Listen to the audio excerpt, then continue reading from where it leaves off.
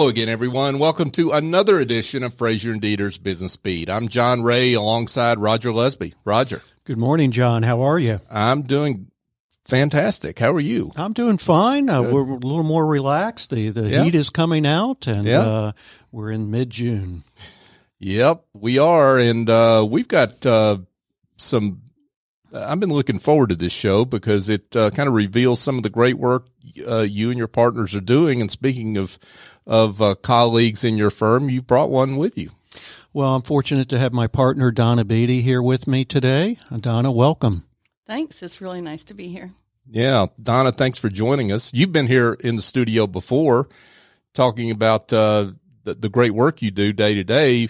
But we're here to talk a little bit about some great, I guess, nonprofit support work you do. More important work to me, yes. Yeah, that's awesome. So I'm going to let you introduce our guest. Why don't you do that, Donna? Be happy to. So I'd like to introduce you to Jackie Cannizzo, who is the Executive Director of C5 Georgia. It's a leadership for our youth, and I'm privileged to be the chair of the board. So Jackie and I work together a lot.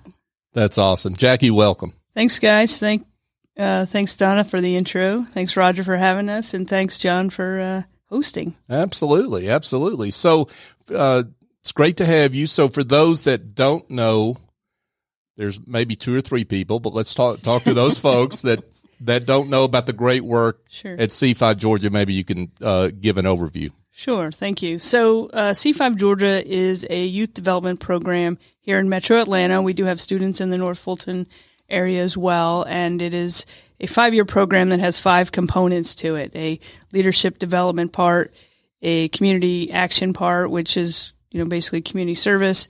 We do college and career readiness, and then there's a social awareness piece. So we start with students at the end of 7th grade, and we take them all the way through high school.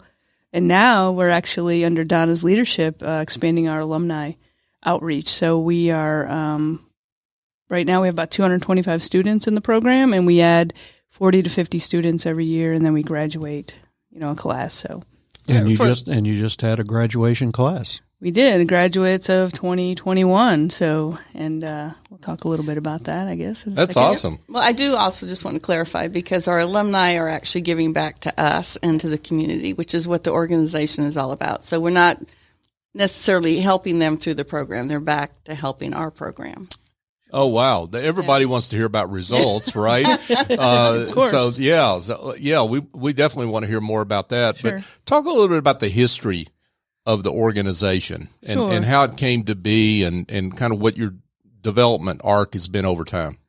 Sure. So C5 Georgia was started back 17 years ago by the CEO of Coca-Cola Enterprises, John Alm. John actually started in L.A. when he was working out there, realized how important it was for young people to have structure, but also to go to camp. So there's a huge camp component, which we'll talk about. But John started that really with his own financial support. He actually had a ranch in Wyoming, so he would take these kids from the inner city in L.A. to Wyoming. And then, of course, with the Coca-Cola connection and being here in Atlanta, brought C5 or it wasn't exactly C5, it was actually called Camp Coca-Cola, to Atlanta. And then they invested about $25 million in a curriculum that is what we see today, which is this gold standard of leadership development for youth. And so we're very rich in the Coca-Cola support, not necessarily financial as much anymore, but more from the suppliers and the Coca-Cola executives. We have 3 Coca-Cola folks on our board, and Coca-Cola Enterprises, as many folks know, has gone away in the States. But they left this great legacy, for us to carry on. So let's talk a little bit about the young people that you serve. Sure. Their profile, some examples maybe, and how they get into the program, how they find out about it, how you recruit them in. Sure. So a C5, quintessential C5 student is a high potential youth, and high potential means they have, good grades, B average or better. They are motivated to succeed. They show some leadership qualities, if you will, whether it's in school or home, and they also are financially deserving. Well, that's not the right word. So we actually 95% of our students qualify for free or reduced lunch. So in the school program. So that's really how they come, to qualify for the program. And we work with middle schools in Metro Atlanta to identify these students. So we work with guidance counselors and 7th grade teachers, and they recommend the students for our program. And then there is actually quite a intense application process where the students fill out a application, and then they actually do those are reviewed by volunteers. So we use a lot of volunteers for that, FYI, folks out there.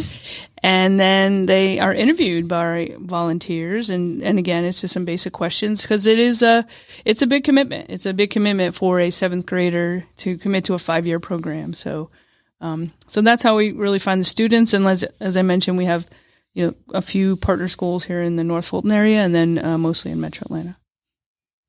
Got it. And let's talk about maybe why camp. I mean, there are a lot of different activities you could do with these young folks, right? But why camp? What are the skills that Sure. a camp experience bring out? It's funny you say that. I'm not going to say this on air, but camp is one of those things I was not a camper as a young person. I'm a golfer, so I didn't even go to golf camp. But anyway, the camp component, what the research showed, and again, our program is all research-based, is that if you can take kids out of their environment for 28 to 35 days and immerse them in a setting that makes them what we call a little uncomfortable. So in the program, the first-year students learn to lead themselves because they are there on their own, and then the second-year students learn to lead others, so then they're actually there to lead the first-year students, and they are there unplugged. No cell phones, no internet for 25 to 30 days. And then everything they do at camp is leadership based. So this is really where they set the leadership skills in motion, if you will. So if they're doing archery, it's, what are they learning? They do team building. They do, they call 24-hour production, where each cabin has to put on a little variety show, if you will. To how they do lunch. Everything, like I said, is all setting those leadership skills in motion. And again, it's that getting them away from home. I guess it starts that. So Jackie's going to give you the weeds and the technical stuff. But the thing I've seen about our kids is many of these kids have never been away from home, even for a night, much less for 30 days. And it's as hard on the parents and the families as it is on our kids. Honestly, and it's just a part of the independence and not learning to stand on your own 2 feet. And camp does that because you don't have your traditional support system with you. Mm-hmm. Yeah, it's fascinating to me as someone who was, like I said, not really a camper.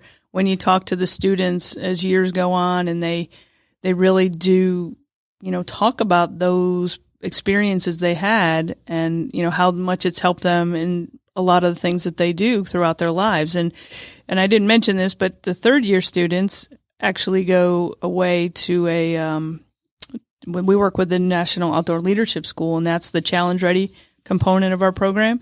And that is the most transformational part of the program. And in that situation, they're out in the wilderness for a week. So again, we hear it over and over about how much that impacted their lives, and what they believe is that they can accomplish just about anything. They feel like they accomplish that, they're able to, do pretty much anything. So there, as I said, it's all research based, and it seems to work. Well, it's funny to listen to our kids' stories because at graduation, which Jackie will talk about in a minute, they talk about what they learn the most or what the most impact they had, and they talk about the trip out. They carry everything on their backs for a week to go camping. Wow. Yeah, mm-hmm. And a lot of them are from the inner city, and they've never even been in the woods, much less have to live on their own. And a lot of them say, "I'll never do it again," but I'm glad I did it.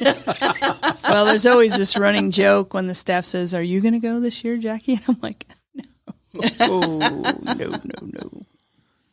Yeah. So what's the attrition rate? Because I'm sure that there is. Sure.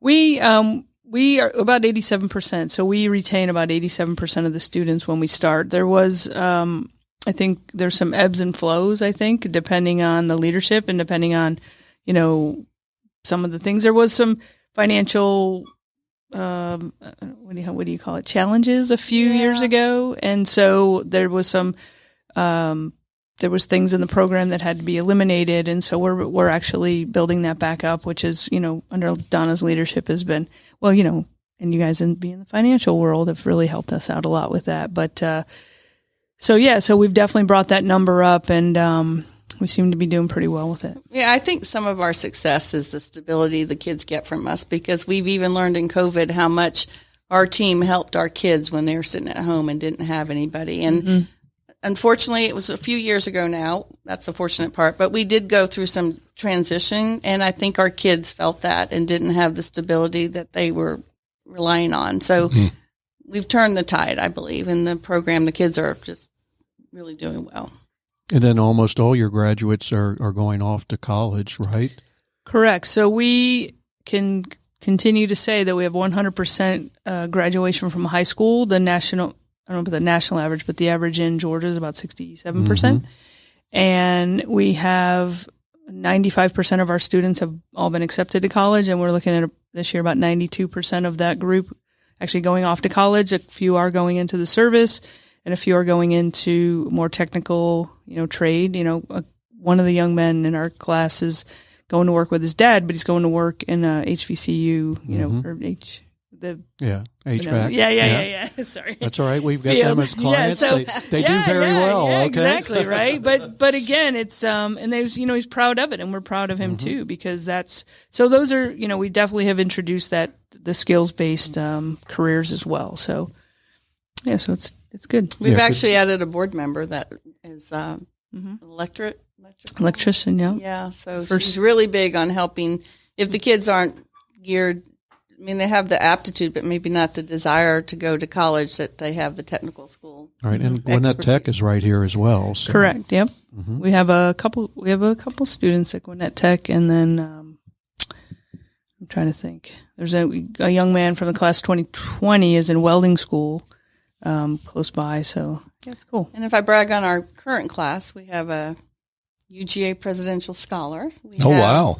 A Posse scholar, and then we have 4 or 5? 5 Questbridge scholars. Scholars, yeah. And those are full academic achievements for the students. So the Questbridge is and Posse is for 4 years, and I'll have to find out about the presidential. You might have to make a phone call. It's all 4 years, I know. Oh, okay. Whatever. UGA. And we have kids that have gone to Harvard, or one kid going to Princeton this year, right? Questbridge scholar going to Princeton this year. Yeah, I mean, the list of colleges is just remarkable. So, yeah, I definitely think that when you give a young person an opportunity and you help them, but our program is trying to also teach them to help themselves, right? So it's a balance there. It's not just we give them tools, but then they have to really, work hard to achieve those things. But I do believe when you show someone the opportunity, and that's why, our year-round programming is called Pathway Program. So it's a pathway to whatever that is that they want to achieve. And that's kind of what we do on a week-to-week basis, if you will. Mm-hmm. Why don't you tell our listeners a little bit about your fundraisers? Sure. So we just recently wrapped up a huge fundraising week with a golf event, and we'd love to have you play next year, Roger. and our graduation event, and so those were very successful. We kind of had a week of giving, and we raised over $190,000 that week, which definitely helps support a good part of our programming. And then this fall, we will have our Youth Leadership Summit, which is when all of our students are together. And then we also have some students from not just our program attend that, and we'll have keynote speakers and breakout sessions. And that is also a fundraiser for us. So we'll be looking for presenting sponsors and sponsors of the breakout sessions. We love to have companies come in, Frazier and Deeter, Roswell Infinity, come in and be the presenting of a breakout session and be a sponsor. It's not very expensive. And again, it goes a long way because these kids get to see what potential career paths, and we actually have done it with Frazier and Deeter. We did do a career panel this spring, so it was awesome.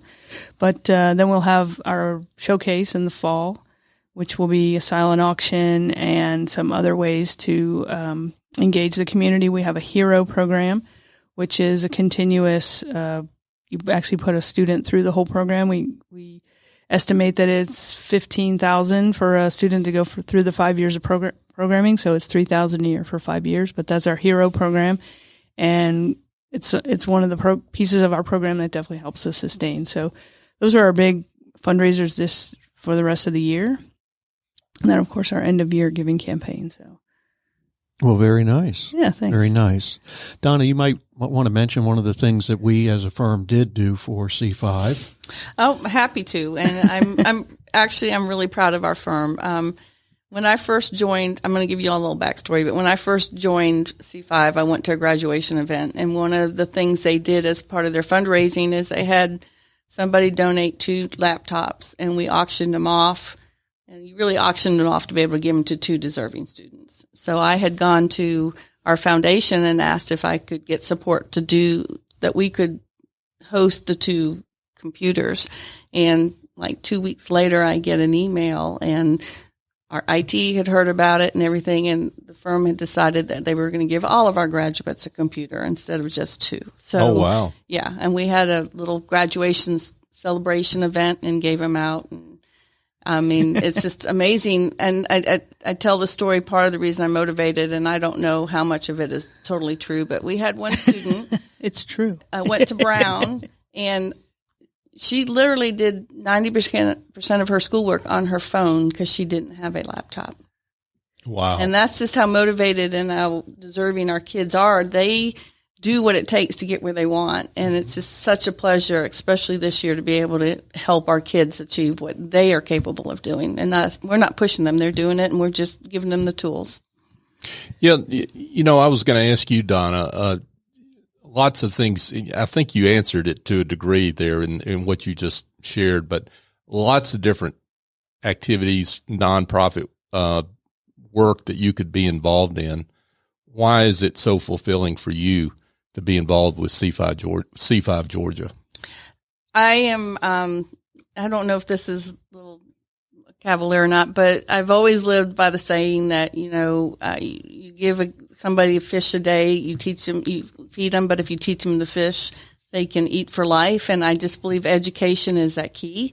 C5 is very motivated to get our kids educated and to value their education. And I just feel like it's time that is just giving not only to these kids, but to our future, because they are our future. And we very much ask them to give back. So it's not like you take this and we see you. We expect you to give back to Atlanta and our community. So, yeah, and John, we'd like to have all of our professionals within the firm try to be involved not only with work, but be involved within the profession, and then be involved within the community. And we've set up the Frazier and Deeter Foundation, which matches to any 501c3 that any of my employees would contribute to. So I, as a partner, then am only matching charities that my people are already interested in. And so I think that that's very important. And C5 has just been an organization that Donna has really worked with and enjoyed. And so that's been very, very good for us. That's great. Great work here as we're here with Jackie Cannizzo. Did I get that right, Jackie? You did. Awesome. C5 Georgia. She's the executive director, and along with her current chair of the board, Donna Beatty, who's also, as Roger mentioned, with Frazier and Deeter. I want to ask Roger and Donna, you one more question before we get back to Jackie.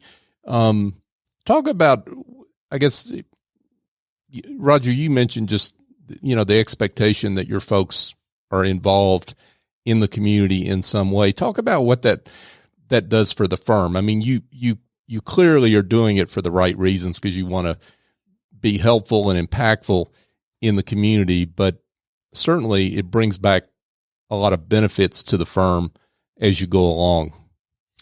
Well, I think the best thing about any time that you volunteer is just the people that you meet, and then maybe the opportunities that you see, mm-hmm. and then you can really get passionate about some of the missions or some of the purposes that some of these organizations are out there doing. I mean, C5 is a great organization, but there's plenty of great organizations out here, not only in Atlanta, but in the North Fulton area as well. And so, yeah, we just encourage our people to get involved and get involved in something that you especially are interested in, because then you're going to put out greater effort and you're going to want to be there, as opposed to me telling you that you need to go and be the treasurer for this organization. That usually doesn't work. Yeah. Well, and I love the fact that the employees of Frazier and Deeter really kind of bubble up what those passions are for the entire firm. That's pretty cool.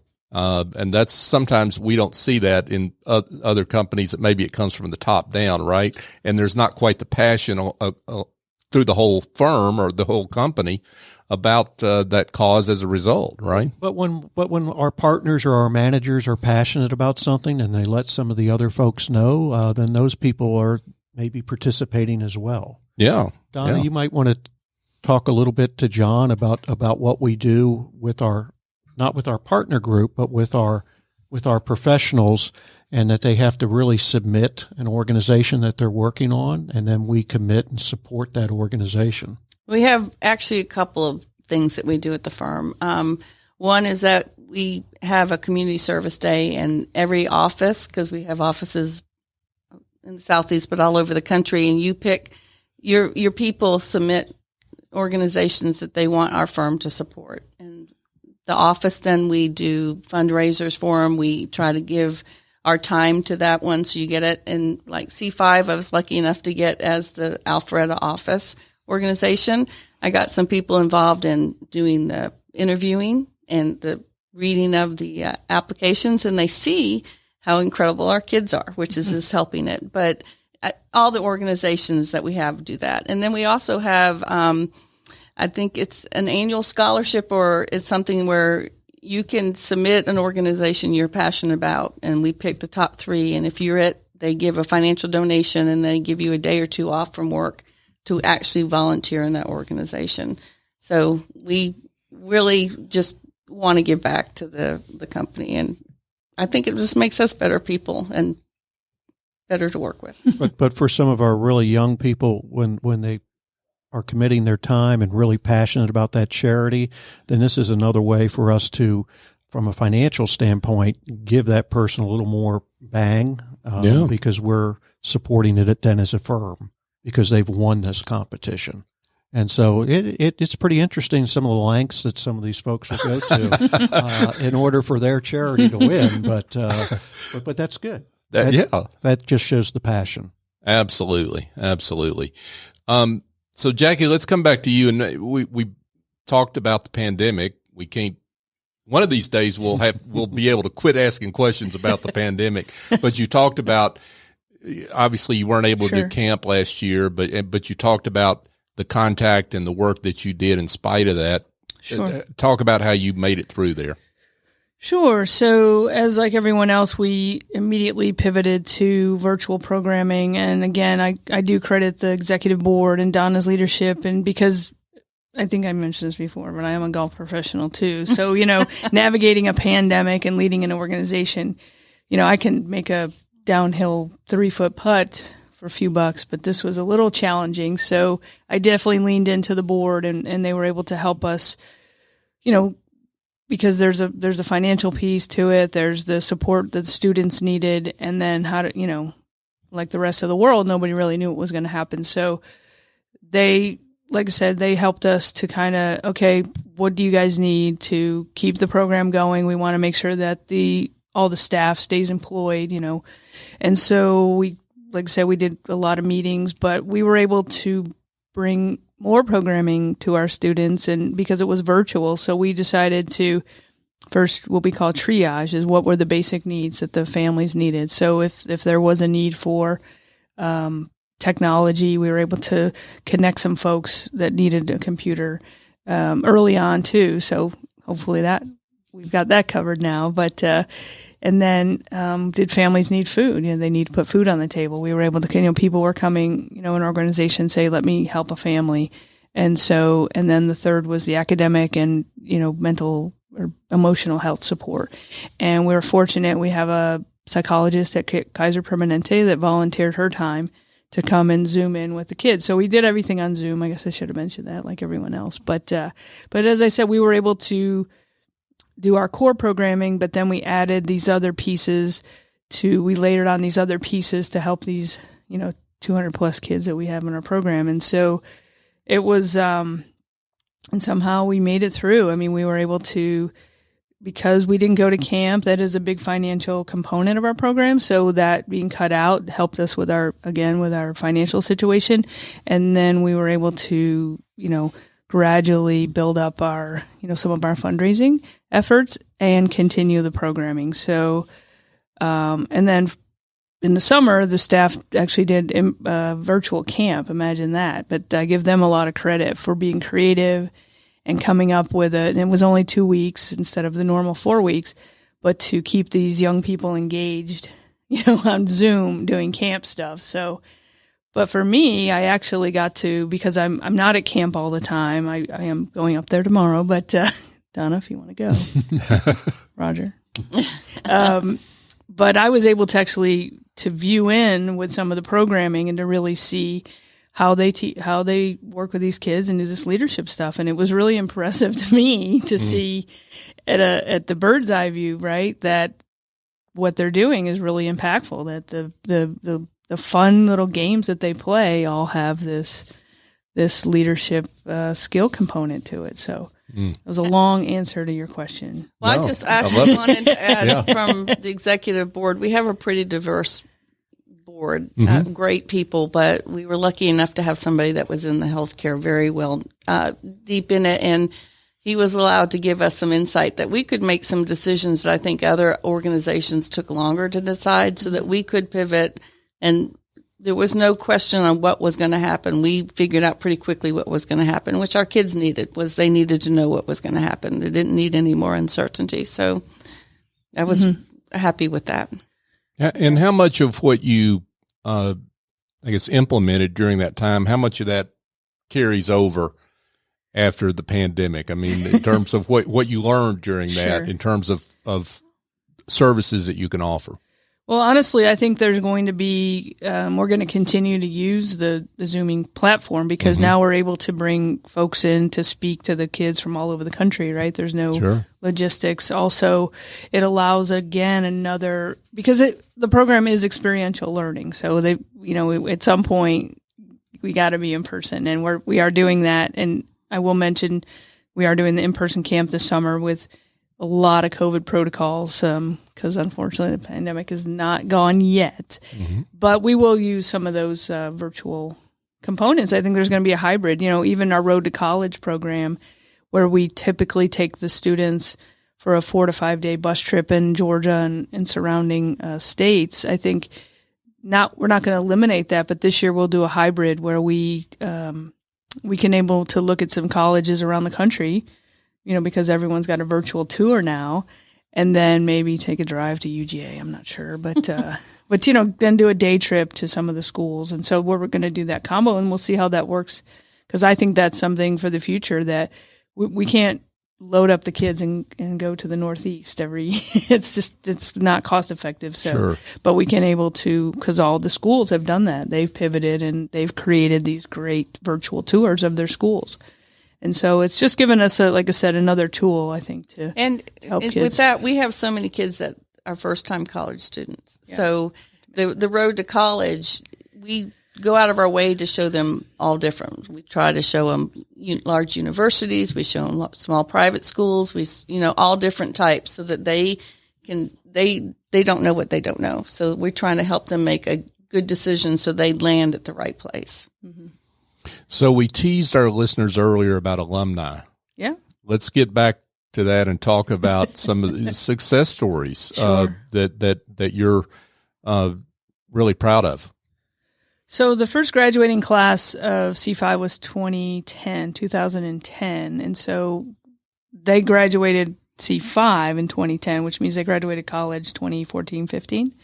And so now if you think about from an age standpoint, how old are those young people, right? So they're probably in their mid-20s. And so we have done this, what I call a pretty robust outreach to every alumni we could track down. So whether it was on social media to LinkedIn to all those places to get updated contact information.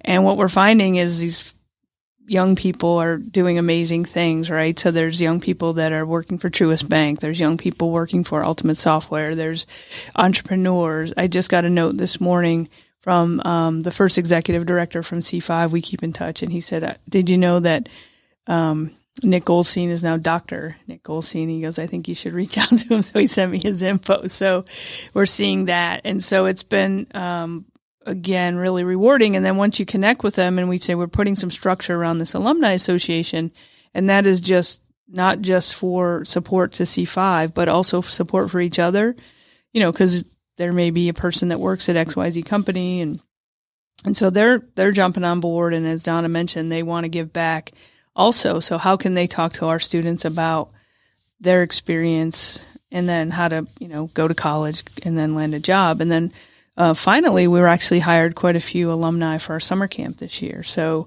that's been kind of cool. And they're, in college and they know the program so well. So they're perfect counselors. I also just, the accountant in me has to tell you, we got a part of a grant we got from Arby's Foundation is because we had some C5 alumni that worked there. And they were so impressed with the kids. And the kids stood up and said how great C5 was.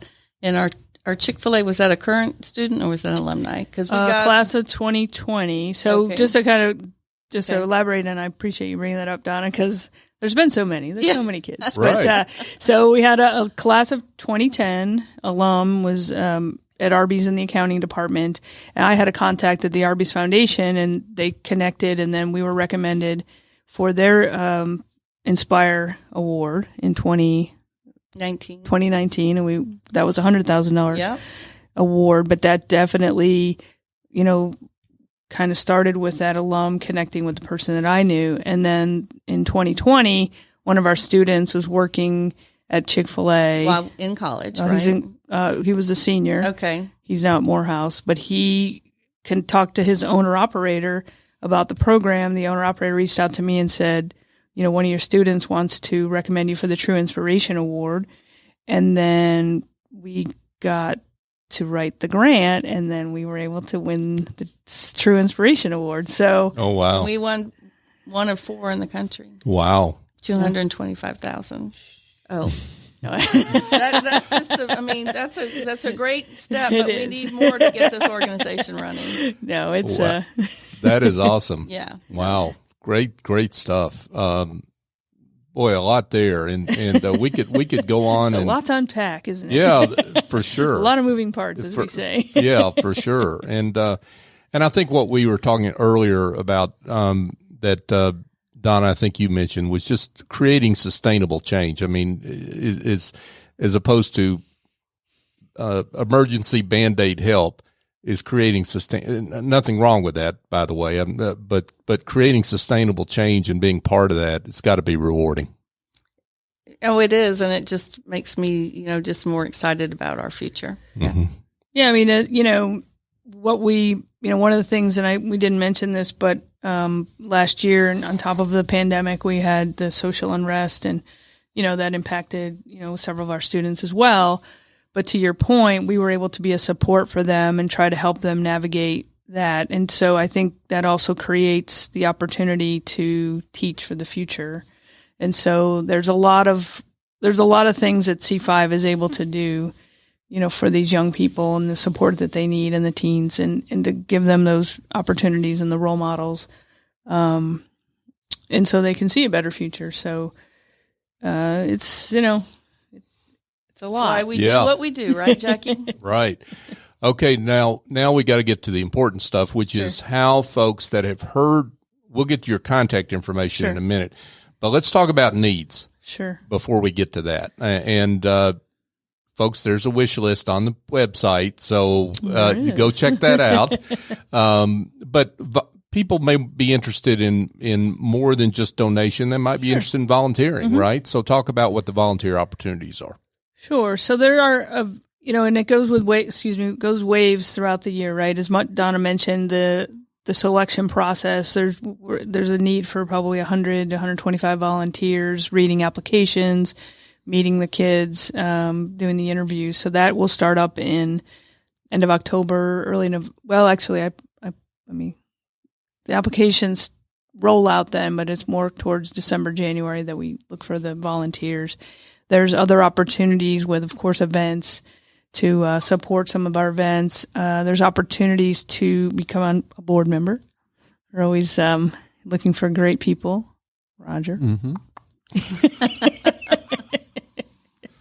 And then there's, again, because 2020 was such, in part of 2021, we are not doing anything in person. We've got to kind of do a little bit of a reset with some of our volunteers, but there's opportunities to host what we call leadership lunches, which is to bring a small group of students into a company to do some career exploration and meet some of the leadership or different folks in different departments. That's a really popular event, and the kids love it.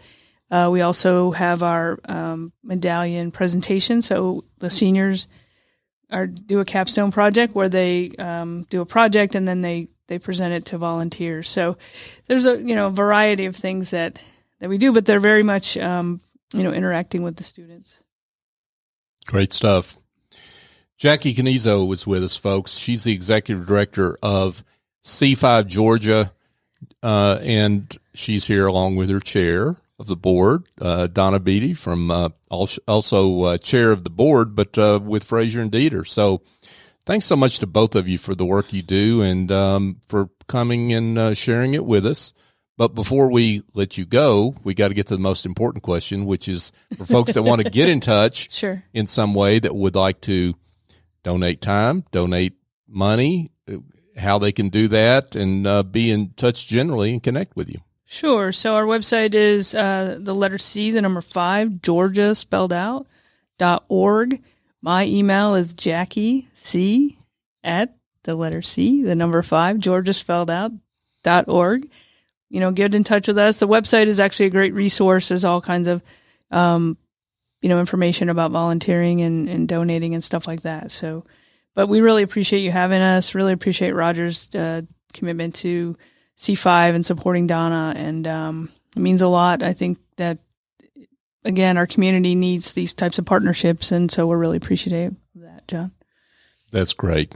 Congratulations on your great work. And thanks again for being with us. Thanks. Yeah. And Donna, thanks to you. Thanks for stepping out there and doing the work you do. Yep. And Roger for supporting it all. So Roger, that's good work. Well, it was great kudos all around. Hey, this was a great program and we're proud of the work that Donna's been doing for them. So thank you. That's awesome. Folks, hey, just a quick reminder as we wrap up here that Business Beat is brought to you by Frazier and Deeter. And Frazier and Deeter is one of the fastest growing accounting and advisory firms in the U.S. for a simple reason. They serve the emerging needs of their clients as those needs evolve. Frazier and Deeter serves clients from the global Fortune 1000 to growing private businesses by accounting for today while advising for the future. And they believe investing in relationships to make a difference. And I think you heard that today. For more information, go to FrazierDeeter.com. Roger, this has been great. Yeah, thank you, John. Always good to see you again. And Jackie, thanks again for coming in. Donna, thank you for all you did. Thanks, guys. You're welcome. Terrific. Folks, that's a wrap. Join us next time on Frazier and Deeter's Business Beat.